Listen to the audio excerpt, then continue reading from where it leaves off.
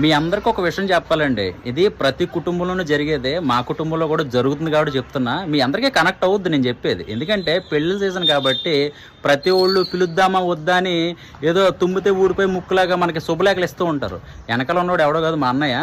So మాకు ఎలా పిలుస్తున్నారంటే ఈ మధ్యన ఎందుకు పనికిరానోళ్ళేగా ఏదో పిలుద్దాం వద్దన్నట్టుగా శుభలేఖ ఇచ్చి ఫోన్ కూడా చేయరు అనుకోండి వాళ్ళు. సో వాళ్ళు పెళ్ళికి పిలిచి రావాలి అంటారు. తీరా వెళ్ళాక వాళ్ళు ఎగస్ట్రాలు వాళ్ళ నగలు చూపించుకోవడానికి, వాళ్ళ హోదాలు చూపించుకోవడానికి, వాళ్ళ బిల్డప్లు పక్కన మేము సొంతోళ్ళం అనుకోండి, పక్కన ఎవరు తుప్పాసన కొడుకు పిల్ల బచ్చన కొడుకులు ఉంటారు చూసారా, వాళ్ళతో మళ్ళీ మాటలు అనిపించుకోవడం. ఈసారి మీరు పెళ్ళికి పిలకండి మమ్మల్ని ఎవరు పిలవద్దు.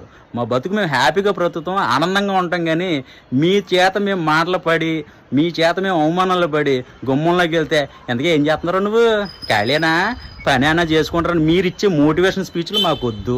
దయచేసి అర్థం చేసుకోండి, మమ్మల్ని పిలవద్దు.